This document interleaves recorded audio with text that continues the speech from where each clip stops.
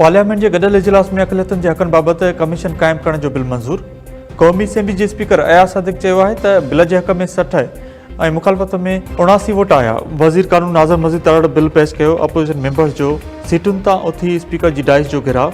PP जे कादिर Patel bill की मुखालफ़त करे छॾी। कादिर पटेल चयो आहे त कादियानियुनि खे काफ़र करार ॾियण जो कानून बिना दाढ़ी वारे ज़ुल्फ़कार अली भुट्टो पास कयो।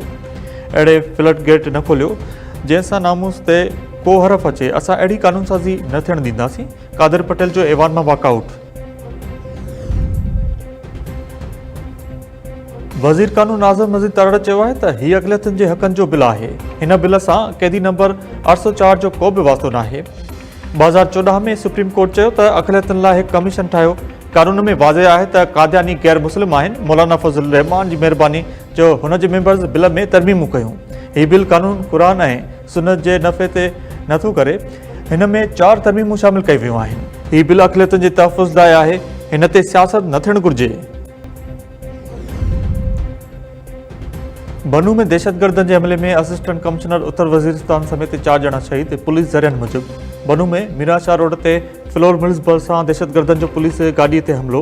शमाली वज़ीरिस्तान के असिस्टेंट कमिश्नर शाहवलील्ला ऐं 2 पुलिस अहलकारनि समेत 4 ॼणा शहीद थी विया। 2 पुलिस अहलकार ज़ख़्मी। हमलेआवर ज़ख़्मी पुलिस अहलकारनि जा हथियार बि खणी विया।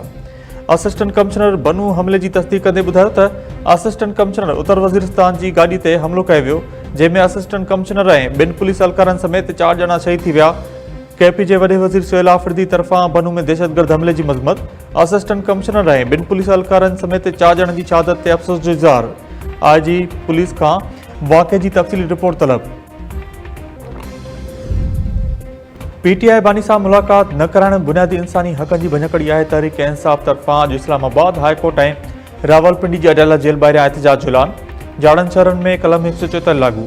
पुलिस ऐं कानून लागू कंदड़ इदारनि खे अलर्ट रहण जी हिदायत। पीटीआई अॻुवान असद कैसर चयो आहे त सेनेट ऐं क़ौमी असेंबली जा अपोजिशन मेंबर पहिरीं इस्लामाबाद हाई कोर्ट ॿाहिरियां एहतिजाज कंदा, पोइ रैली जी सूरत में अदालत जेल वेंदा। असद कैसर इल्ज़ाम हयो त हाई कोर्ट पंहिंजे हुकुम ते अमल दरामद कराइण में नाकाम रही। जेल इंतज़ामिया बानी सां मुलाक़ात की इजाज़त ॾियण वारे अदालती हुकुम ते अमल दरामद करण लाइ तयारु नाहे। सुप्रीम कोर्ट में मुस्तक़िल जज की मुक़ररी लाइ जुडिशल कमीशन ऑफ पाकिस्तान जो इजलास अॼु थींदो। चीफ जस्टिस ए आफरीदी की सदारत हेठि थींदड़ इजलास में जस्टिस मियां गुल हसन औरंगज़ेब के सुप्रीम कोर्ट जो मुस्तक़िल जज बणाइण ते गौर थींदो। इजलास में चीफ जस्टिस सिंध ऐं बलूचिस्तान हाई कोर्ट्स जे नालनि जी मंज़ूरी बि ॾिनी वेंदी। इजलास में सिंध ऐं बलूचिस्तान हाई कोर्ट्स में मुस्तक़िल चीफ जस्टिस लॻाइण जो मामलो गौर थींदो। ज़रियनि मूजिब सिंध ऐं बलूचिस्तान हाई कोर्ट्स जे पहिरें 3 सीनियर जजिस मां मुस्तक़िल चीफ जस्टिस की चूंड थींदी। कराची में 3 सालनि जे ॿार जो खुलियल मेन हॉल में किरी फौत थियण वारे दिलि ॾारींदड़ वाक़े ते अवाम जो गुस्सो बरक़रार। वाक़े ख़िलाफ़ इलाइक़े वासियुनि जो अॼु शाम 4 वॻे नीपा चौरंगी वटि एहतिजाज जो ऐलान। शहरनि जो चवणु आहे त कराची जा रोड रस्ता मौत जे खूह में तब्दील थी चुका आहिनि। हुकुमरान जवाब ॾियण लाइ तयारु न आहिनि। 2 ॾींहं अॻु नीपा वटि हिकु डिपार्टमेंटल स्टोर आॾो 3 सालनि जो ॿारड़ो इब्राहिम माउ पीउ जे अखियुनि आॾो खुलियल मेन हॉल में किरी पियो हो, जंहिंजो 15 कलाकनि बाद लाश हथायो हो। शदादकोट में राइस मिल की गेट वटां पीड़सन जो पुरियल हालत में लाश हथ अचण वारे वाक़े ख़िलाफ़ बेरहम में एहतिजाज। ॻोठ गबर कलोड़ो वासी शोभान कलोड़ो के वारसनि तरफ़ां पीड़सन जो लाश कंबर रोड ते रखी धरणो, ट्रैफिक मुअतल। मुज़ाहिरीन जो चवणु आहे त शोभान कलोड़ो राइस मिल ते चौकीदार हो, जेको 6 महीननि खां गुम हो। संदसि लाश गेट आॾो पुरियल हालत में हथायो। 6 महीननि दौरान राइस मिल मालिक खां पीड़सन जो पुछा कंदा रहियासीं, पर कुझु बि न ॿुधायो वियो। राइस मिल मालिक खे गिरफ़्तार करे पुर जे खून सां इंसाफ़ जो मुतालबो।